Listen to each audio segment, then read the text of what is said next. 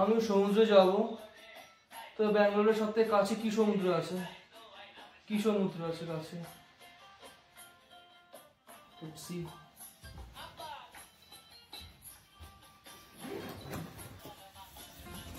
দেখা যাক কি সমুদ্র আছে ব্যাঙ্গালোরের সবথেকে কাছে।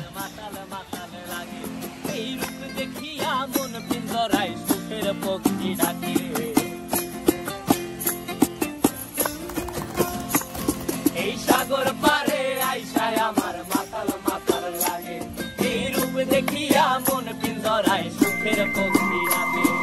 পারতাম যদি যাইতে যাইতে পন্ডিচেরি এখান থেকে 304 কিলোমিটার, সবথেকে কাছের বিচ।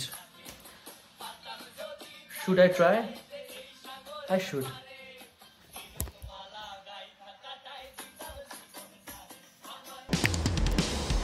তো বন্ধুরা কেমন আছো তোমরা সবাই? চ্যাংড়া ছেলেতে সকলকে স্বাগত। আজকে আমরা এই মুহূর্তে চলে এসেছি মারাথালি সার্জাপুর রোডে, অর্থাৎ মারাথালি এবং সার্জাপুরকে কানেক্ট করছে এই রাস্তাটা। এবং বাড়িতে এটাকে সরিয়ে রাখি। আজকে আমরা যাবো পন্ডিচেরি। আজকে 310 কিলোমিটার কভার করতে হয় বন্ধুরা, অনেকটা ডিস্টেন্স। প্রথম আমরা এতটা ডিস্টেন্স যেতে হবে, আগে কখনো কিন্তু এতটা ডিস্টেন্স একটা স্ট্রেচ যায়নি, তাই বেশ চিন্তা হচ্ছে। All is well, all is well. যাই হোক, আজকে কিন্তু একটা বড় খবর শোনানোর রয়েছে যে আমার সেটআপটা পুরো চেঞ্জ হয়ে গেছে। এখন কিন্তু আর অ্যাকশন ক্যামেরা রেকর্ড করছি না, আজকে পুরো রেকর্ডিংটা হবে, আমার মেন রেকর্ডিংটা হবে পিক্সেল 8-তে, অর্থাৎ শ্যাটা ভাঙা কিন্তু আমাদের পিকচার কোয়ালিটি আসবে। শ্যাটা ভাঙা স্টেবিলাইজেশন আমি এক্সপেক্ট করছি। এবং তাছাড়া সবথেকে বড় ব্যাপার এইটা দেখো বন্ধুরা, this is the second camera. অর্থাৎ হ্যাঁ, আমি একটা ডুয়াল ক্যামেরা সেটআপ প্রথমবার ইউজ করছি, অর্থাৎ তোমরা আমার মুখ দেখতে হবে, যদিও আমার মুখে দেখার মতো কিছুই নেই। যাই হোক, তো এখন বাজে প্রায় 7:05 মতো বাজে। আমরা এগিয়ে চলেছি, সবে বেরিয়েছি বাড়ি থেকে মাত্র 5 মিনিটের ডিস্টেন্সে এসেছি। প্রায় 300 কিলোমিটার যেতে হবে আজকে কি হবে। বাট আমার অনেক দিন ধরে ইচ্ছে ছিল পন্ডিচেরিতে যাওয়ার। I just want get that French vibe. তো বন্ধুরা লেগে থাকো ভিডিওটার সাথে, জানাও কেমন লাগছে, ভালো লাগলে জানাও, খিস্তি করো কমেন্ট সেকশনে, কিন্তু যাই হোক সাবস্ক্রাইবটা করে দিও। তো চলো বন্ধুরা, দেখা হচ্ছে আমাদের মোটো ব্লগিং সেটআপে। তো 310 কিলোমিটার বাকি, শুরু করলাম আমাদের পথ চলা। এই মুহূর্তে আমরা রয়েছি মারাথালি সার্জাপুর রোডে। বাই দ্য ওয়ে, এই রাস্তাটা কিন্তু তোমরা আগেও দেখেছো, যখন আমরা পাঞ্চাপল্লিতে গেছিলাম তখন কিন্তু এই রাস্তা ধরেই আমরা গেছিলাম। সেই ভিডিওটাই তোমরা অলরেডি দেখেছো এই রাস্তাটা। এনিওয়েজ, আজকে আমরা কভার করতে চলেছি পন্ডিচেরি, যেটা কিন্তু শুধু জাস্ট এটা কোনো স্টেট নয়, এটা একটা ইউনিয়ন টেরিটরি, অর্থাৎ বাংলায় যাকে বলে কেন্দ্রশাসিত অঞ্চল। প্রথম আমরা কোনো কেন্দ্রশাসিত অঞ্চল কিন্তু কভার করতে চলেছি চ্যাংড়া ছেলের এই চ্যানেলে। ফোনের স্ক্রিনে আমি টাইম দেখতে পাচ্ছি 6:56, অর্থাৎ অলমোস্ট 7টা বাজে। এবং টেম্পারেচার আমি বাড়ি থেকে দেখে এসেছিলাম, এই মুহূর্তে 18 ডিগ্রি সেলসিয়াস, অর্থাৎ বেশ ঠান্ডা রয়েছে কিন্তু। তো চলে এসেছি আমরা যাত্রার প্রথম টোল প্লাজায়, যেটা সম্ভবত নাম আত্তিবেলে টোল প্লাজা, আমি ঠিক শিওর নই। প্রচুর লরি, প্রচুর ট্রাকস এখানে। তবে একটা জিনিস ভালো যে আশেপাশে কিন্তু প্রচুর ধাবা দেখতে পাচ্ছি, অর্থাৎ আমি এখানে ফেরার সময় স্টপ নিতে পারবো। তো আমরা কিন্তু এর সাথে প্রবেশ করে গেলাম তামিলনাড়ুতে। কর্ণাটকা ছেড়ে আমরা কিন্তু তামিলনাড়ুতে প্রবেশ করে গেছি। উই জাস্ট এন্টার্ড তামিলনাড়ু, আর বেশ তাড়াতাড়ি কিন্তু চলে এলাম। তো বন্ধুরা তোমরা দেখতে থাকো আমাদের এই চ্যাংড়া ছেলে ভ্লগ। আমরা কিন্তু ঢুকে গেছি তামিলনাড়ুর মধ্যে। এরপরে আমাদের নেক্সট স্টেট হলো গিয়ে পন্ডিচেরি। তো দেখতে থাকো তোমরা এই হাইপার রাইডিং ভিডিও, সামনে কি আসতে চলেছে।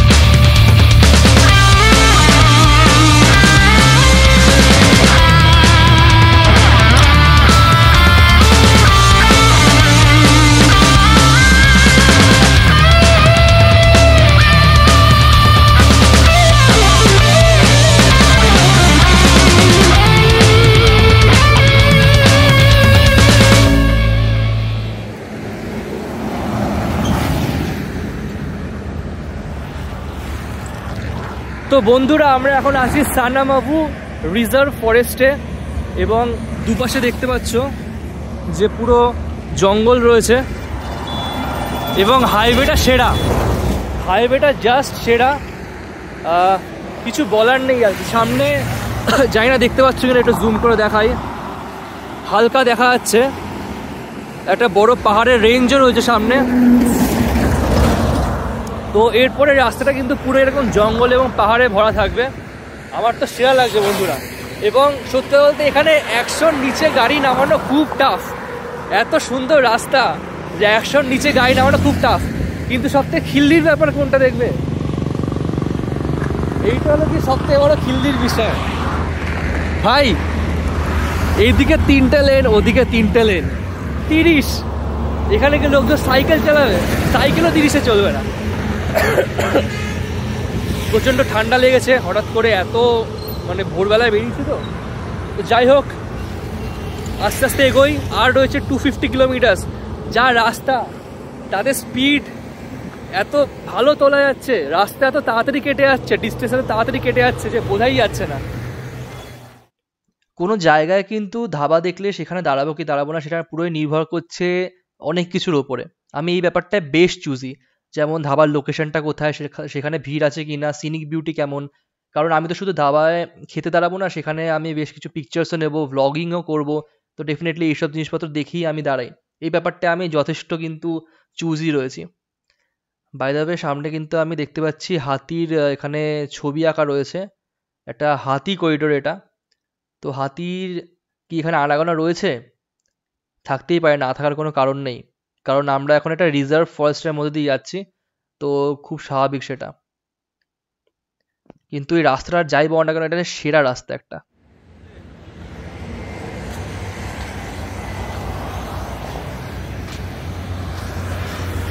ভেবেছিলাম যে ব্রেকফাস্ট একটু পরেই করব, কিন্তু এত সুন্দর একটা সিনিক বিউটি দেখে এবং তার সামনে একটা একদম পারফেক্ট ধাবা দেখে দাঁড়িয়ে গেলাম। যদিও এটা ভেজ, তাও দেখা যাক কী পাওয়া যায়। এবং খেয়েই নি, এখনও 240 কিলোমিটার রয়েছে, দেখা যাক কী পাওয়া যায়। এই রইল আমার বাইক।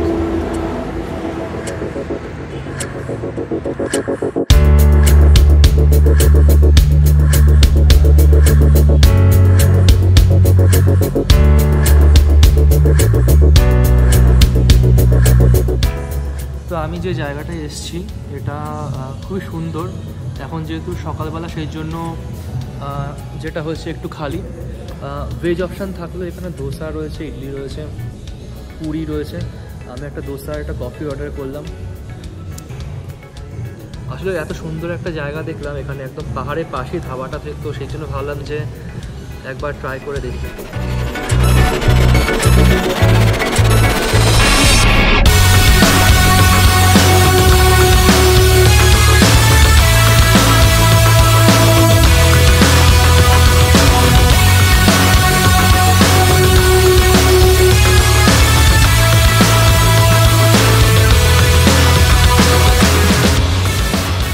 তো খাওয়া দাওয়ার পালা তো ডান, খাওয়া দাওয়ার খুবই ভালো হলো। এবং সবচেয়ে বড় ব্যাপার হলো যে, আমি জানি না বললে বিশ্বাস করবে কিনা জানি না, বাট এখানকার দোসাটা ইট ওয়াজ অসাম। মানে এখন অবধি আমার জীবনে খাওয়া সম্ভবত হচ্ছে সেরা ধোসা, কারণ মানে ইট ওয়াজ সো গুড।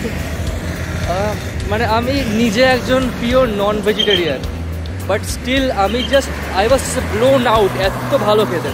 এবং আমি এক্সপেক্ট করিনি যে এত ভালো দোসাটা হবে। আমি এক্সপেক্ট করেছিলাম যে নর্মাল দোসা হবে, but it was just mind blowing.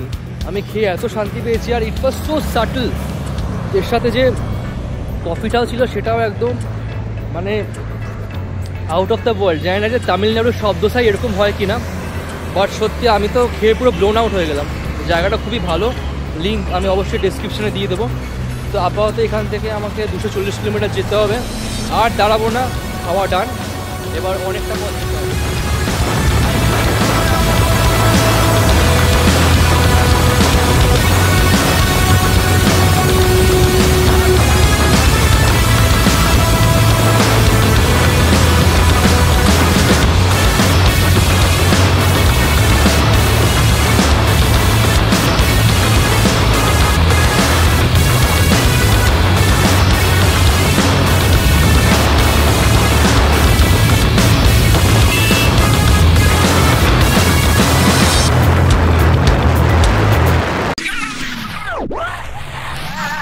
ঠিক এই জায়গাটাতেই আমি একটা চূড়ান্ত ভুল করি, যার মাসুল আমায় দিতে হয় প্রায় 40 মিনিট এক্সট্রা বাইক চালিয়ে।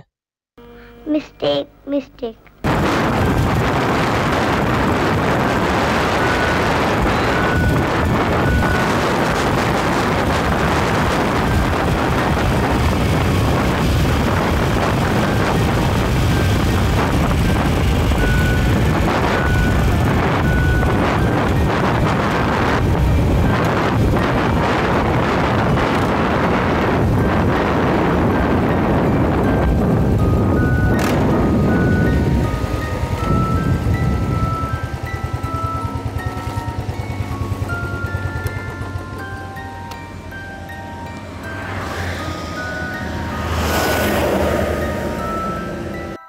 ঠিক যে ভুলটা ভেবেছিলাম সেটাই হচ্ছে। আমার চেন্নাইয়ের দিকেই ঘোরা উচিত ছিল। ভুল দিকে চলে এলাম, পুরো অনেকটা ভুল দিকে চলে এলাম। এখন অনেকটা ঘুরে আবার আসতে হবে। শিট।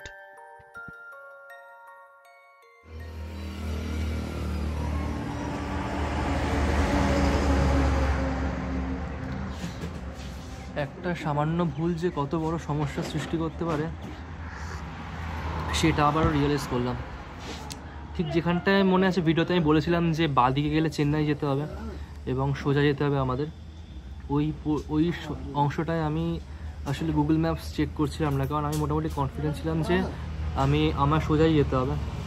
বাট তারপরে খানিকক্ষণ গিয়ে আমার দুটো জিনিসে সন্দেহ হয়। এক হলো গিয়ে চেন্নাইয়ের দিকেই তো আমি যাচ্ছি, তো ডেফিনেটলি আমার চেন্নাইয়ের রাস্তাটাই ফলো করা উচিত। এবং দ্বিতীয়ত হঠাৎ করে রাস্তাটা একটুখানি মানে হাইওয়েটা একটু ছোটো হয়ে যায়। তো এই দুটো জিনিস আমার মাথায় আসার পর আমার একটু টনক যে আমার একবার রাস্তাটা চেক করা উচিত। আর যখন চেক করলাম তখন বুঝলাম যে আমি ভুল রাস্তায় চলে এসেছি, এবং সেই একটা ভুল আমার ফিক্স করার জন্য প্রায় 40 মিনিট ধরে গ্রামের রাস্তার মধ্যে এদিক ওদিকে, পাহাড়ের এদিক ওদিকে আমায় মানে দিকভ্রষ্ট হয়ে ঘুরে বেড়াতে হলো। তো এখন বহু কষ্টে আমি ন্যাশনাল হাইওয়েটা পেয়েছি। ন্যাশনাল হাইওয়ে 44 শেষ হয়ে গিয়ে এখন 77 শুরু হয়েছে।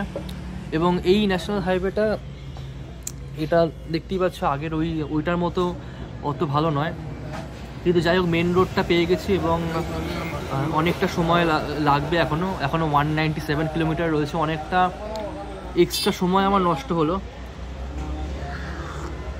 তাই ভাবলাম যে কোথাও একটু বসি, একটুখানি মাথাটা ঠান্ডা করি। এখনও অনেকটা পথ যেতে হবে, হয়ে যাবে। বাট এই যে ব্যাপারটা হলো, এর জন্য আমি বেশ খানিকটা ক্লান্ত হয়ে গেলাম। আমি আর ভিডিও করিনি কারণ ওই মুহূর্তটা আমার একটু ফোকাস করার দরকার ছিল, ব্লগিং করলে হতো না। অনেকবার এক জায়গায় চরকি পাক খেয়েই যাচ্ছিলাম আমি। আর গ্রামের রাস্তার মধ্যে তোমরা জানো যে গুগল ম্যাপস কীরকমভাবে বিহেভ করে। তো আপাতত চাটা শেষ করব, শেষ করে রওনা দেব।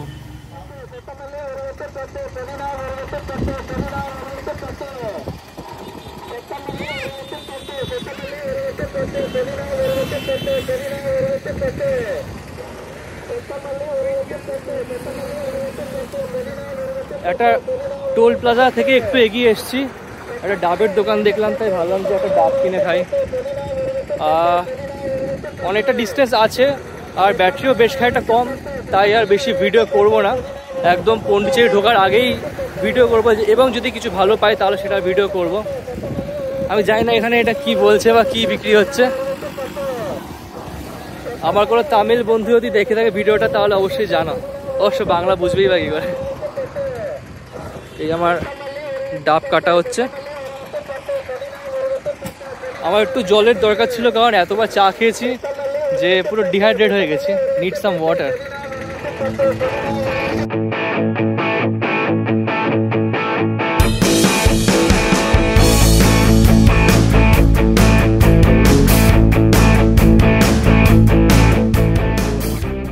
তো আর 118 কিলোমিটার বাকি, অর্থাৎ অলমোস্ট 2 ঘন্টা লাগার কথা। তবে যেটা সম্ভব হচ্ছে না সেটা হলো কি আরও ফাস্ট স্পিড তোলা, কারণ এটা বোথ ওয়ে, উল্টো দিক থেকে গাড়ি আসছে। তাই ঠিক নিশ্চিন্ত মনে 80-90তে তো তুলে চালানো যাচ্ছে না, তাই একটু সময় লাগবে। অনেকক্ষণ ধরেই লক্ষ্য করছি যে পাশ থেকে কোনো গাড়ি গেলেই একদম দুলে যাচ্ছে বাইকটা পুরো। এবার সেটা ক্রস উইন্ডের জন্য হতে পারে, বা এটাও হতে পারে যে টায়ারের প্রেশারটা ঠিক নেই। একবার বেস্ট হবে বাদিকে দাঁড়িয়ে কোথাও একবার চেক করি হাওয়াটা ঠিক আছে কিনা। আমার কাছে হাওয়া চেক করার মেশিন আছে, একবার চেক করেই নি, এভাবে যাওয়াটা রিস্কি হয়ে যাবে।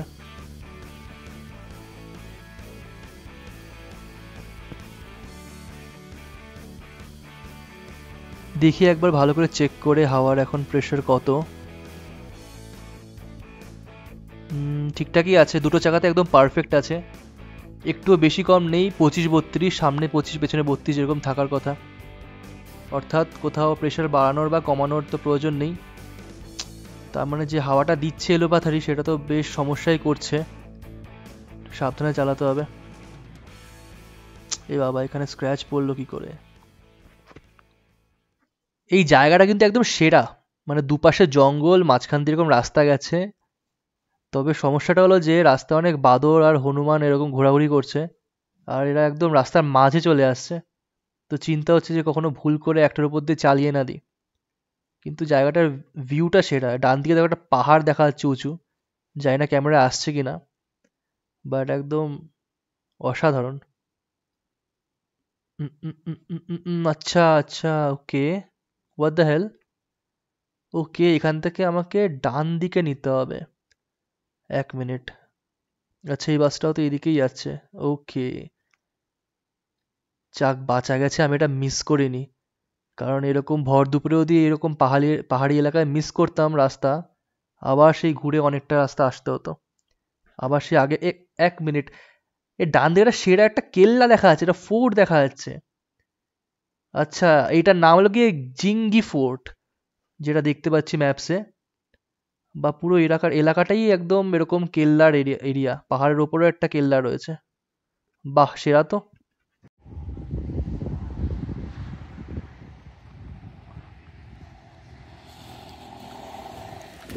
একটা ধাবা দেখে দাঁড়ালাম, এখন প্রায় 1:30, মানে 1:30 বাজে। আর এখনও আমাকে প্রায় 85 কিলোমিটার যেতে হবে। তো ডেফিনেটলি হোটেলে গিয়ে তো লাঞ্চ করা যাবে না, অনেক দেরি হয়ে যাবে, চেক ইন করতেও বেশ দেরি হবে। তাও ভালো যে পৌঁছে গেছি, অনেকটা বেশি টাইম লাগেনি। তো একটা ধাবা দেখে দাঁড়ালাম, কারণ লাঞ্চ করাটা খুব জরুরি, আর বাইকটাকেও রেস্ট দেওয়াটা খুব জরুরি। মাঝে সেরকম উল্লেখযোগ্য কিছুই হয়নি, শুধু এক জায়গায় পেট্রোল ভরিয়েছি, সেটাই।